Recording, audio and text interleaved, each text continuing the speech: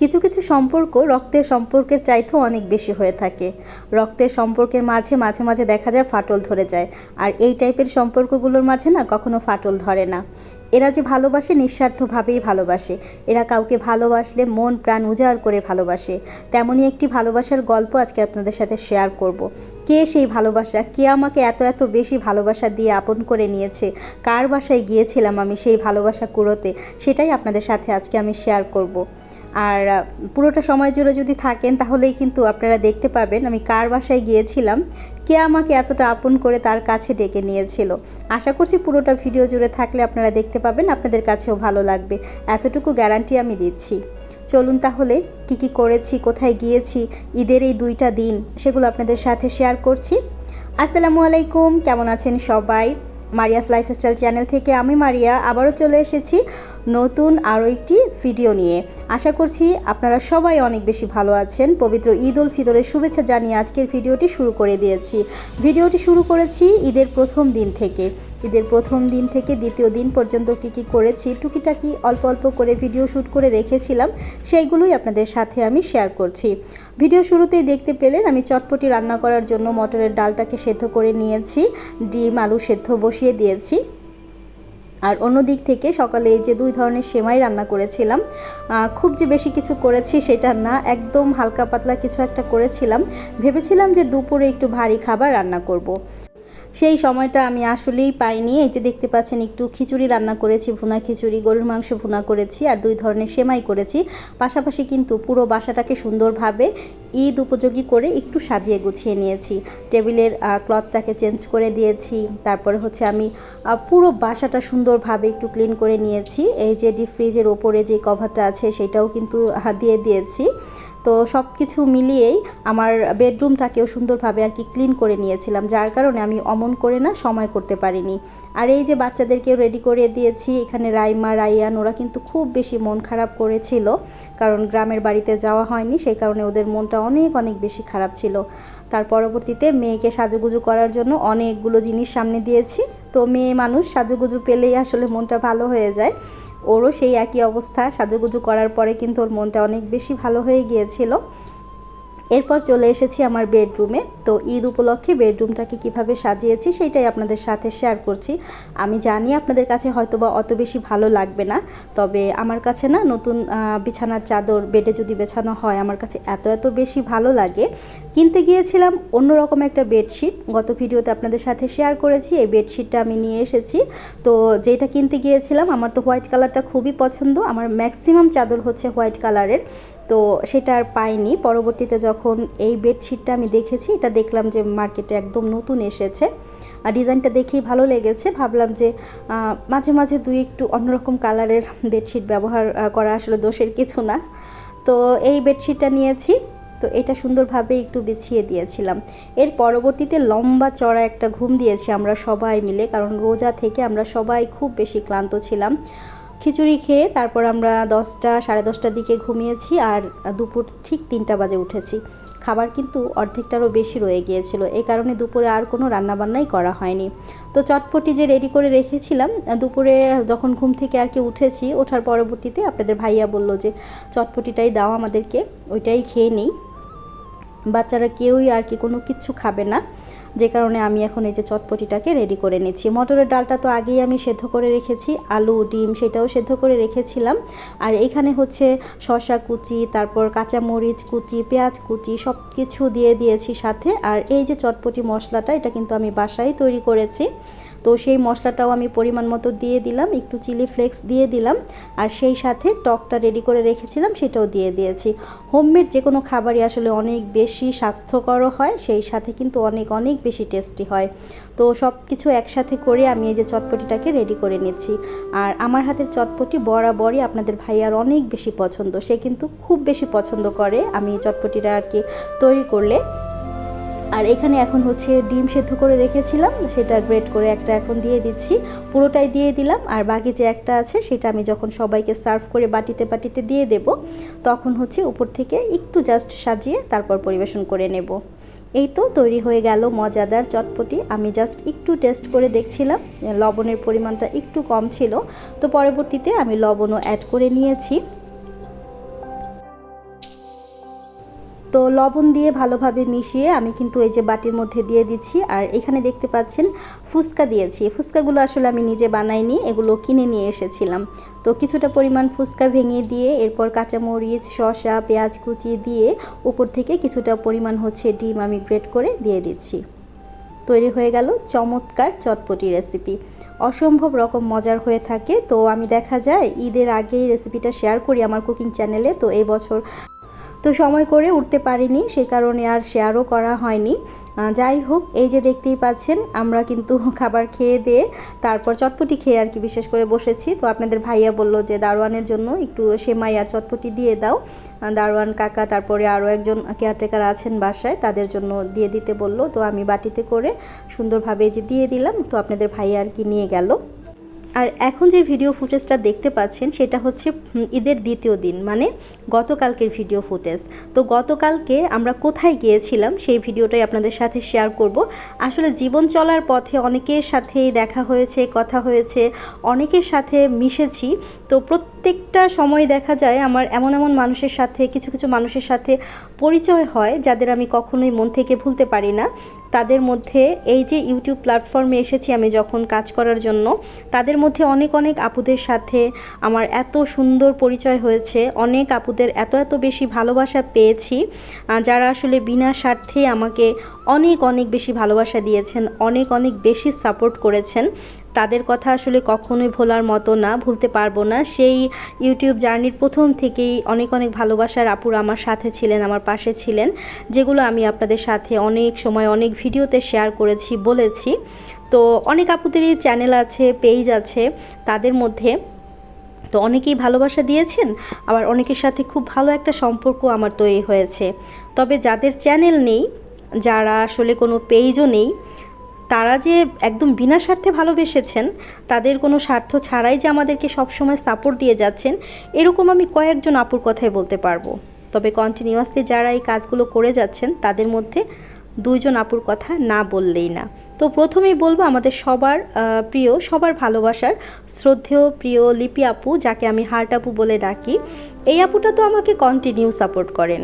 আসলে কি জানেন, সাপোর্ট করা বলতে আমাকে সে আর্থিকভাবে কোনো সহযোগিতা করছেন সেটা কিন্তু না।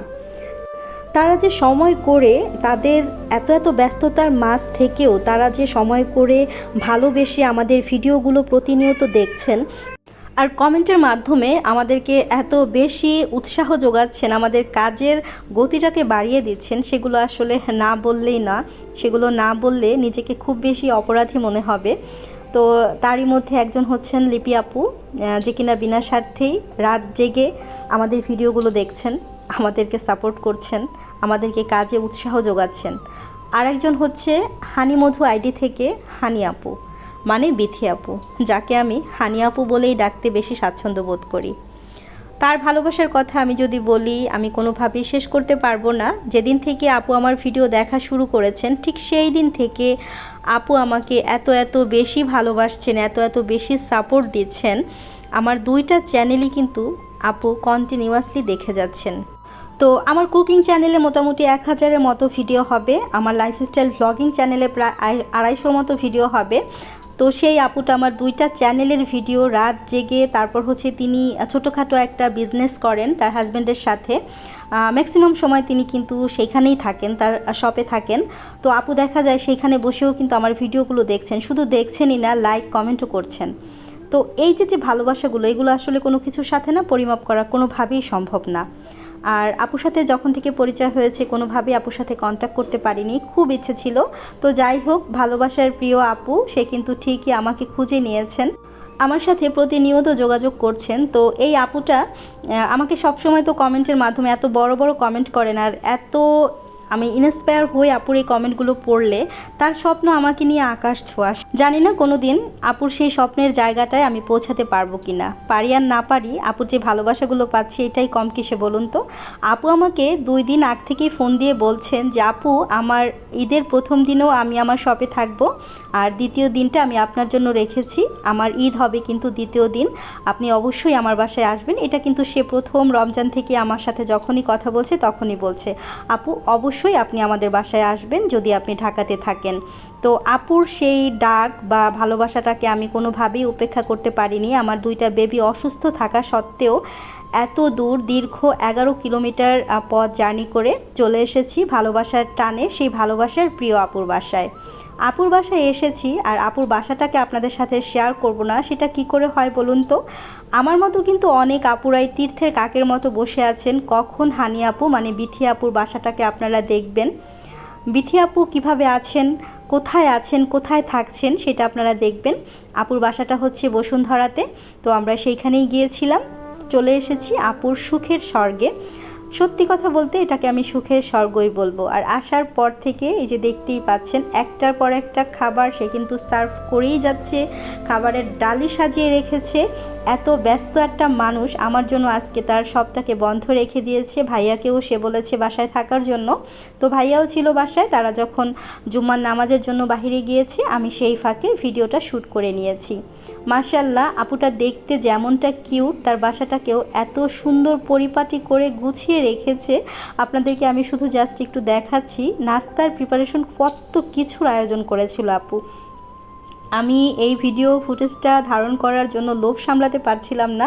আমার চোখ একদম সানা বড়া আপুর বাসাটা দেখে।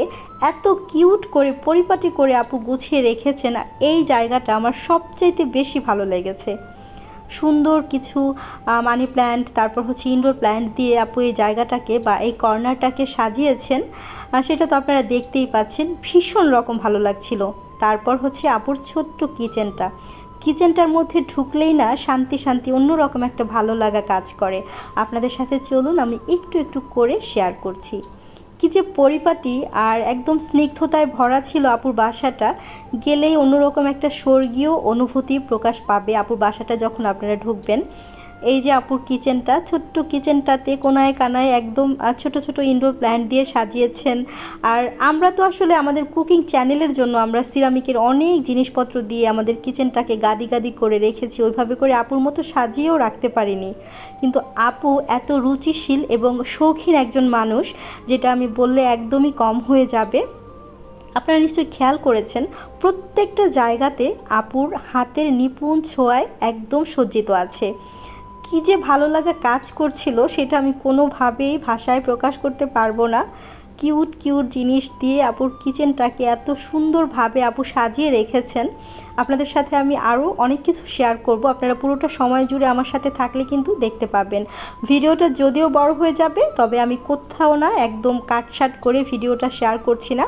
আমি পুরোটা সময় জুড়েই একদম টেনেও দিচ্ছি না। আমি জানি আজকে অনেকেই অপেক্ষা করছেন আপুর এই বাসাটাকে দেখার জন্য।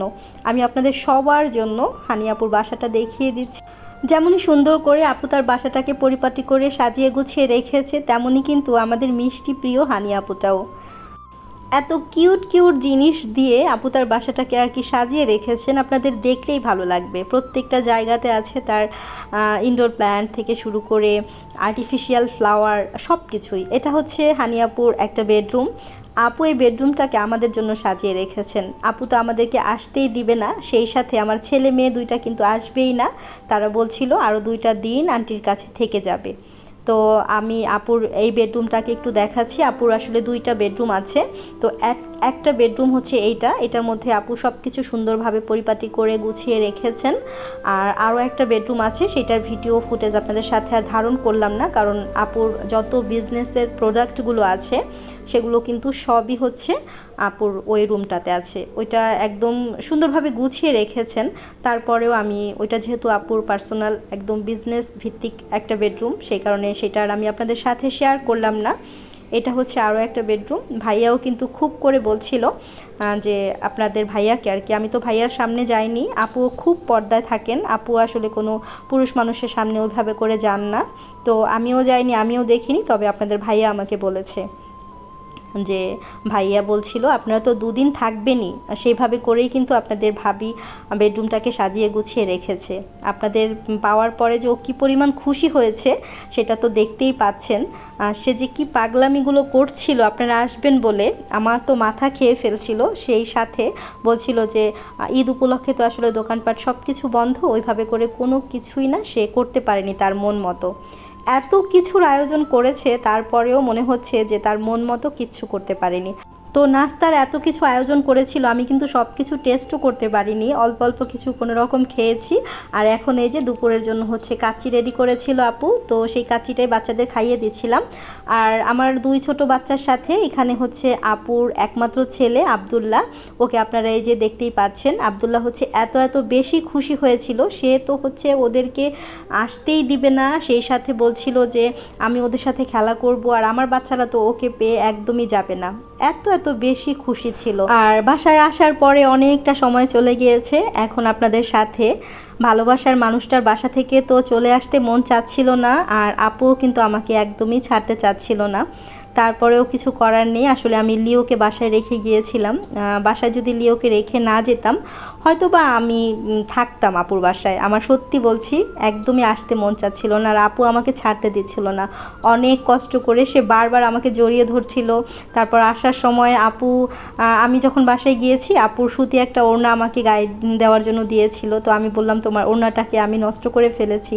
তো আপু বলছিল যে এই ওড়নাটা আমি ওয়াশ করব না, এটা যতদিন আমার কাছে থাকবে তোমার গায়ের গন্ধটা আমার কাছে থেকে যাবে। আর আসার সময় আপু নিজে একটা আতর আমার গায়ে দিয়ে দিল, মাখিয়ে দিল, বলল যে এই আতরটা থেকে তুমি আমার গায়ের গন্ধটা নেবে।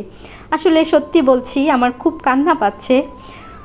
এত এত ভালোবাসা পাবার যোগ্য আমি না, আমি খুবই সাধারণ একজন মানুষ, তারপরেও যে আপু আমাকে এতটা ভালোবাসা দিয়েছেন, আর সেই সাথে এক বস্তা ভালোবাসার সাথে দিয়ে দিয়েছেন। এই ভালোবাসা সত্যি আমি প্রাপ্য কিনা জানি না। আমি নিজেকে মাঝে মাঝে খুব বেশি লাকি মনে করি যে এই প্ল্যাটফর্মে এসে আমি এত এত ভালোবাসার প্রিয় আপুদের পেয়েছি। আমি কিন্তু কখনো কল্পনাও করিনি যে আপনাদের মতো এত ভালোবাসার মানুষগুলোকে আমি পাবো। হানি আপু সত্যি বলছি আমি অনেক বেশি কৃতজ্ঞ। আমি হানি আপুকে একসময় বলেছিলাম যে আপু চুই ঝালটা কেমন হয় খেতে, এটা কিন্তু আমি কখনো খাইনি বা জানিও না। সেই তখন আপু শুনেছে, এতটুকুন চুই ঝাল ছিল আপুর কাছে, সেটা সে রেখে দিয়েছে আমার জন্য। সে যদি কখনো আমার বাসায় আসে অথবা আমি কখনো তার বাসায় যাই তখন সে আমাকে দেবে, কারণ সে গ্রামের বাড়িতে যায় না, অনেক বছর হয়। গ্রামে গেলে হয়তো বা গ্রাম থেকে আবার নিয়ে আসতো অনেকগুলো। আর এইখানে আছে আমাদের সিলেটের সাতকরা, সেইটার কথাও বলেছিল যে আপু সেইটাও রেখে দিয়েছি তোমার জন্য, এটা শুকনো আছে। আর এখানে আপুর বিজনেস থেকে আমার জন্য খাঁটি সরিষার তেল, খাঁটি গাওয়া ঘি, আর হচ্ছে খাঁটি মধু, সেগুলো দিয়ে দিয়েছে। আর এখানে হচ্ছে খুলনার খেজুরের গুড়, একদম অরিজিনাল খেজুরের গুড়, এত বেশি মজার ছিল গুড়টা।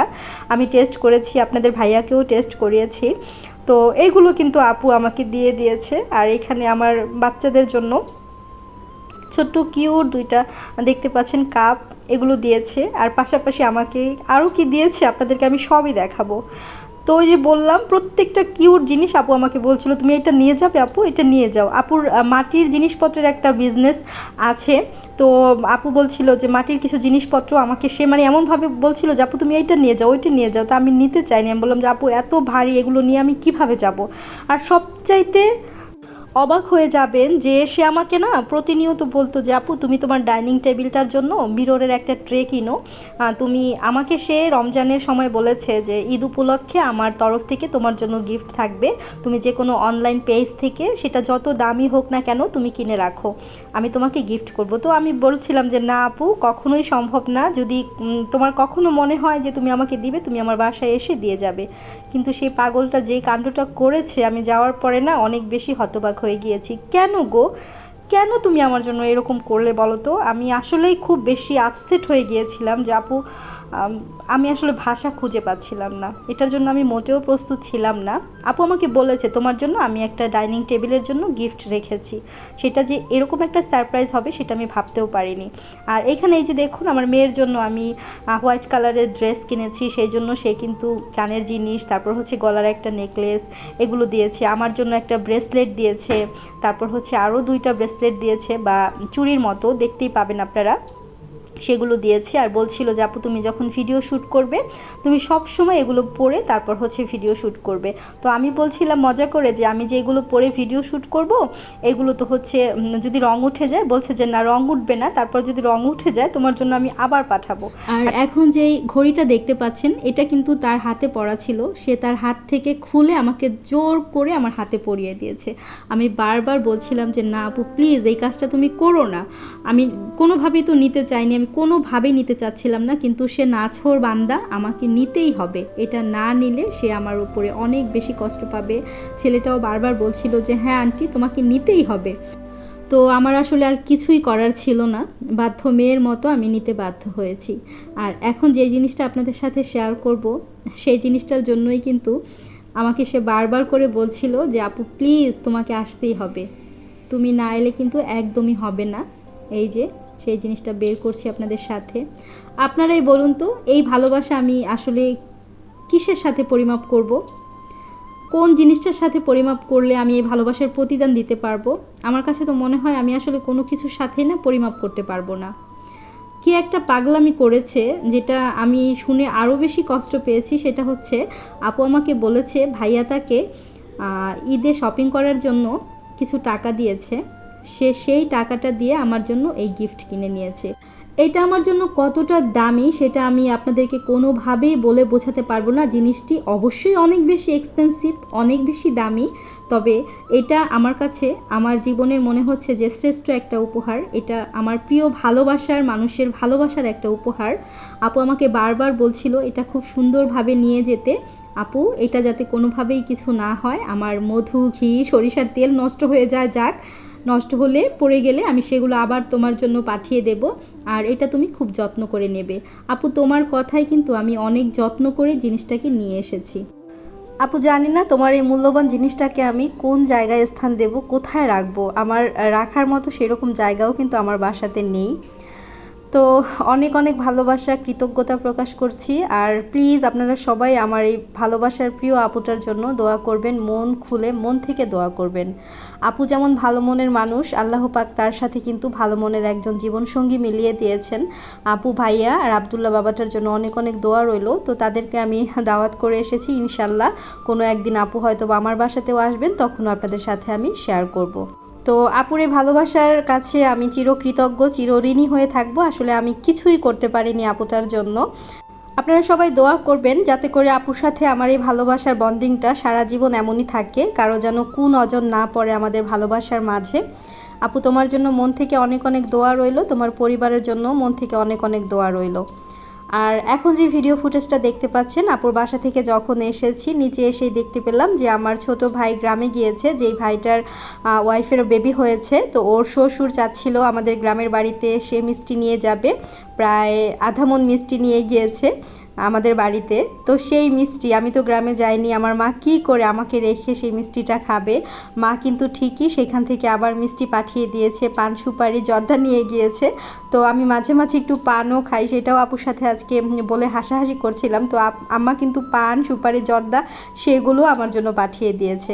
মায়ের ভালোবাসা কিন্তু এমনই হয়, তাই না? ছোটো ভাই কিন্তু আমার বাসায় ঠিকই ওর মেয়ে হওয়া উপলক্ষে রসগোল্লা কিনে দিয়ে গিয়েছে, তারপরেও মার মন বলে কথা। তো জানি না এখন পর্যন্ত আপনারা আমার সাথে আছেন কি না। যদি থেকে থাকেন ভিডিওতে ছোট্ট একটি লাইক দিবেন, কমেন্ট করে জানাবেন। আর হ্যাঁ, আপনারা কে কোথায় ঈদ করেছেন, আপনাদের ঈদ কেমন কাটিয়েছেন অবশ্যই কিন্তু চাইলে আমাকে কমেন্টের মাধ্যমে জানাতে পারেন। আপনাদের কমেন্ট পেলে আমার কাছে অনেক অনেক বেশি ভালো লাগবে। তো আজকের মতো বিদায় নিচ্ছি, সবাই অনেক বেশি ভালো থাকবেন। আল্লাহ হাফিজ, আসসালামু আলাইকুম।